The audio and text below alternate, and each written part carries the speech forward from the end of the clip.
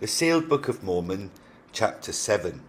And it came to pass that Adam and Eve were placed in this world in a part thereof that was separated from the rest of this world that had already been created. And they were separated by many waters. And this part was known as the Garden of Eden. And this garden was like unto the world that the brother of Jared had described when he visited the kingdom of the Father and met his eternal mother for the first time. And the brother of Jared beheld that the rest of the world was inhabited by all manner of beasts and fowl, and that fishes were abundant in the seas and in the oceans. Nevertheless, Adam knew nothing of these other beasts and fowls and fishes. Behold, there were also animals that appeared like unto Adam and Eve, they having lived among the order of animals in the other parts of the world. But Adam and Eve knew nothing of them, nor did these other mortal beings know about Adam and Eve. And there were animals in the garden that was prepared for Adam and Eve, yet they were different from those that had been created in the other parts of this world. Nevertheless, the part of the world in which the Garden of Eden was placed also had many other animals, which were also in other parts of the world, but were no longer living there when the garden was prepared for Adam and Eve. And the brother of Jared wrote concerning the many different animals that he had never before seen until this great vision, and marvelled at their greatness and numbers. And it came to pass that the Lord spake unto the brother of Jared, saying, Behold, these other creatures are those that the laws of nature require in order for all things to be brought to pass in order. Behold, one day all creatures will be known by the inhabitants of the earth, so that they may understand how the laws of nature and heaven cannot be altered or changed. For many changes will take place in the parts of the world separated from the garden in which Adam and Eve had been placed, and these changes will prepare the earth to pass through its probationary state, so that it too can receive its paradisical glory. Now I, Moroni, will not dwell much on the things which the brother of Jared learned at this time from the Lord, for these things will be made known at a later time in this record, where the discovery and understanding of these changes in nature and also of these animals will be discovered and understood by the children of men. It sufficeth me to say that the Lord worketh with the laws of nature as they have been decreed from the beginning. Behold, these laws cannot be altered and must be obeyed in order for any eternal work to progress. Even God cannot alter the laws of nature, which are the eternal laws of heaven. Nevertheless, he useth them for his purposes and for his glory. And now I, Moroni, find it expedient to expound upon the words of the brother of Jared, which he wrote concerning the creation of this world, and also the worlds that are nearest unto the sun, which was created by the Father. For it came to pass that Jesus made these things known unto him, and commanded him that he should write the things which he beheld. And the brother of Jared was taken by the Father to an expanse of space that had no light. Therefore it was filled with darkness and void of any light, as it appeareth unto us on this earth. And as he looked behind him, he could see the great expanse of the heavens, and he recognized this expanse by the stars that appeared immediately behind him. But in front of him there were no stars, neither was there any light that he could behold. And the great expanse of darkness was endless as his eyes beheld it. And the Father stopped at the edge of the heavenly expanse that was recognizable by the brother of Jared. And the Father commanded both the brother of Jared and Jesus to remain at the edge of this great void in the expanse of the heavens. And the Father continued on for a time into the great expanse, until the brother of Jared could not see him any longer. And Jesus spake to the brother of Jared, saying, The Father hath found a place in the greatness of the expanse of heavens, where he will create a son, like unto the one that giveth light to the earth to which we belong. And this power and knowledge is reserved for those who have proved themselves worthy of such power. Therefore we are not able to see this great work performed, or hear the wonderful commands that the Father giveth to the elements that are necessary to create the power and glory of the Son. And it came to pass that there immediately appeared an exceedingly bright flash of light, the size and breadth of which hath never been described by man until the brother of Jared attempted to describe that which the Father caused to come to pass, as the brother of Jared wrote concerning this miraculous creation in the words of his vision. And he wrote, saying, And this exceedingly immense light began to spin perpetually, and as it spun, other elements were present and were attached to the motion of the spinning body of this exceedingly great light. And there were motions of many elements that I was unable to comprehend, and the end of which I did not understand.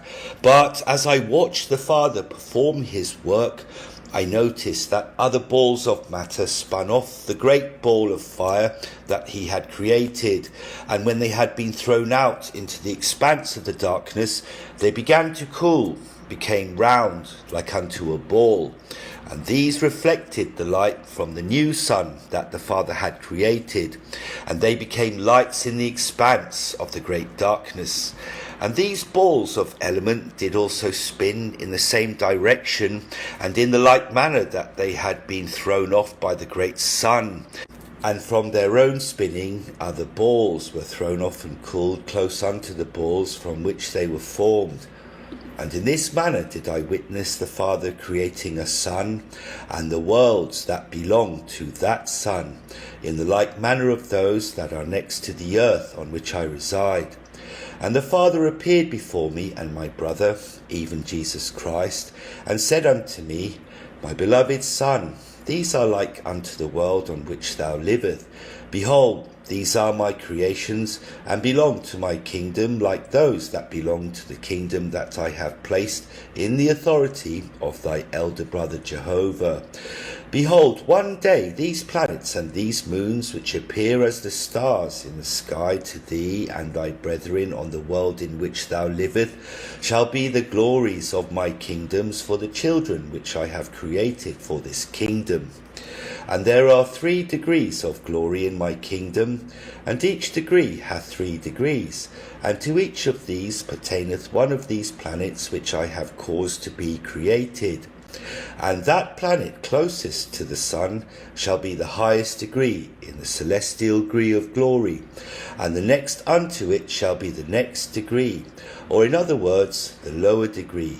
And likewise shall all the degrees of my glory in my kingdom be laid out before me, until they once again reach the borders of this great darkness which thou beholdest in the distance beyond the worlds that I have just created.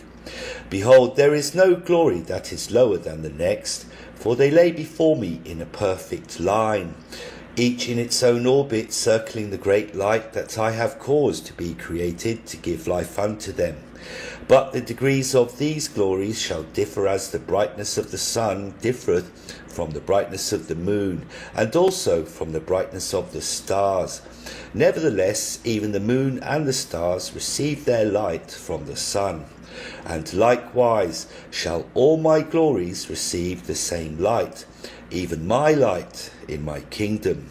However, each will have a different degree of that light, and be empowered with different powers and limitations, depending upon the amount of light each receiveth from the sun, or in other words, from me. Now, this is the great mystery that thy brethren do not understand, and they will not have this understanding, nor will they have this power, yea, even the power of creation, unless they receive it from me. And only those who inhabit those degrees of glory in my kingdom that are closest unto me shall receive this power. and to the rest I will give a portion of this power according to the rights and privileges associated to the degree of glory to which they belong. And now, my beloved son, it must needs be that the laws of nature are satisfied according to their foundation. And they have been founded on the eternal laws of heaven, which are unalterable and cannot be changed, but must be abided by in order to bring about the immortality and eternal life of my children. And there must needs be order in all things, and with this order cometh the preservation and continuation of lives. And it came to pass that the father showed the brother of Jared how he separated the waters above the earth from the waters below the earth. In other words, he caused the air to appear and the rain to fall down perpetually upon the earth. And there were seeds of all kinds brought unto the father, and he blessed them and pronounced that they were good. And there went out many beings who had bodies like unto the Father to the earth that was created, and these beings spread the seeds throughout the entire earth. And these seeds began to grow and take power from the sun, and transform this power into the atmosphere in which life could be brought forth. And these plants began to grow exceedingly, insomuch that they began to cover the entire earth. And it came to pass that many strange and marvellous animals were brought before the Father from other worlds that were known unto him.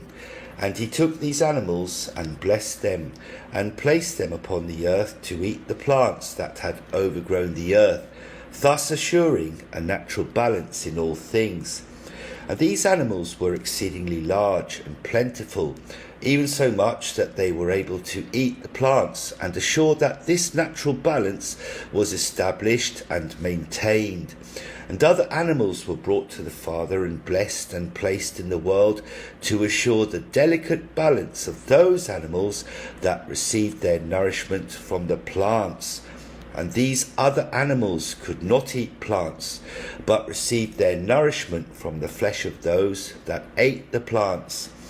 And there were exceedingly great numbers of these animals, and soon the earth was covered with them, each assuring that a natural balance was maintained.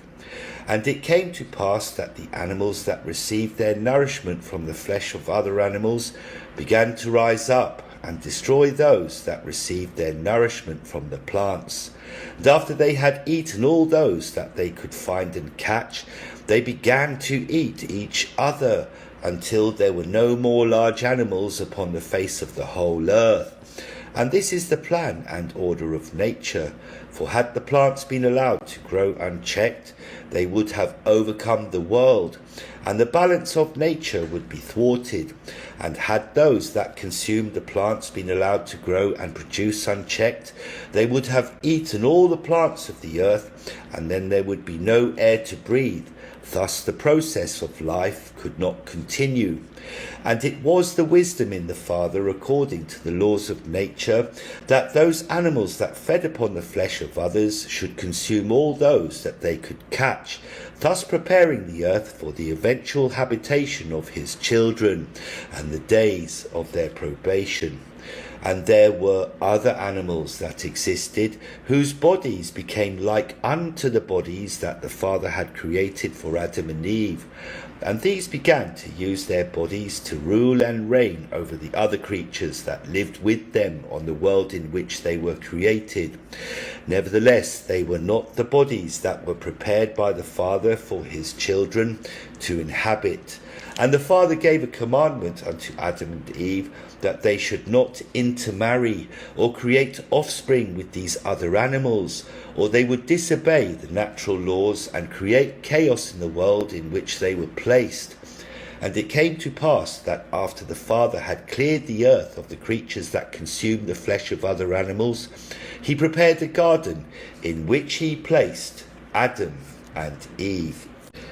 And there were no animals that were in this garden that ate flesh of those animals that received their sustenance from the plants. And Adam and Eve did not eat the flesh of any animal, and were commanded to abstain from such things, that it was an abomination to consume the flesh of any other animal that partook of the fruit of the plants and of the trees that the Father had caused to grow perpetually upon the earth. Nevertheless, in other parts of the world, the Father allowed there to remain many animals that ate the flesh of other creatures, to maintain the balance of nature that was intended from the beginning. But in the Garden of Eden there were none. And those animals in the other parts of the earth that were like unto Adam and Eve did also consume the flesh of other animals. But in this they did disobey the laws of nature, and died unnatural deaths because of the things that they did eat. And Adam and Eve lived in the Garden of Eden peacefully, and they did not grow old, nor did they clothe themselves and cover their nakedness. For behold, they did not know that they were naked, for they had never seen an animal that was not naked. And in this state of innocence did they exist forever. And in this state the Father allowed Adam and Eve to live, to show unto all of his children the state in which all would remain, if it so be that they did not enter into mortality and be subjected to the vicissitudes and sorrows of mortal life. And Adam and Eve were ignorant of their nakedness, or in other words, they did not know right or wrong, and were like unto little children. And because they did not understand pain and misery, neither did they understand joy and happiness, and thus they could not understand the felicity of eternal happiness that the Father had explained unto them as spirit children. And while Adam and Eve were living in the Garden of Eden, the rest of the spirit children of the Father were observing all things whatsoever were occurring unto them in the world that the Father had caused to be created for them. And they also beheld the animals and the other creatures that inhabited the other parts of the world, which were separated from the garden that was placed in the land that the Father called Eden. And all the spirits observed as they lived without the laws of God, having been created with instincts that require them to live their lives according to the laws of nature. Nevertheless, these did not have free agency, and were bound by the laws of these instructions that held them in the sphere of their individual creation, which had been given unto them by the Father who had created them. And it was in this way that the Father caused to be taught those of his spirit children who had resided with their eternal mothers in his kingdom. For behold, it was the purpose of the Father to teach his spirit children the laws that pertain to the eternal happiness that they desire.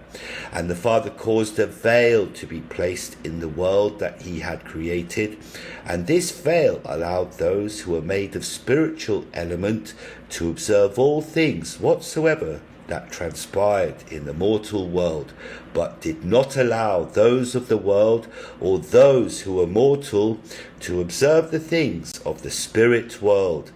And this he did by way of the eternal laws of nature. And this law is predicated upon the functions of light, which are reflected according to the element to which they react, thereby causing some things of element to be seen by the mortal eye, and other things to be seen only by and through the power of the Spirit. For behold, even the wind that bloweth upon the face of the earth is the transference of eternal elements from one place to another, that cannot be seen by the mortal eye. And the Spirit can also move in the realm in which it hath been placed. And when it moveth, being created of eternal element, it also displaceth the other elements that exist. And in this way a spirit createth the sensation of wind that is felt by a mortal. Nevertheless, a mortal cannot see the spirit unless he or she is allowed this privilege by the gift and power of God. And so it is that all of the children of the Father, whether they are spirit children or those spirits which have taken upon themselves a body of flesh and bone, which is mortality, exist in the same world that was created for them. Therefore, there is a mortal world and also a world of spirit. And in this spirit world, the children of the Father observe and learn all things whatsoever they might learn from observing the actions of those in the mortal realm, which these spirits have either once been a part of, or of which they will one day be a part. Thus we can see the wisdom of God in allowing his children to view the experiences of mortality, whether they are a spirit or a living soul. And in this way, the spirit children were able to observe the lives of Adam and Eve in the Garden of Eden.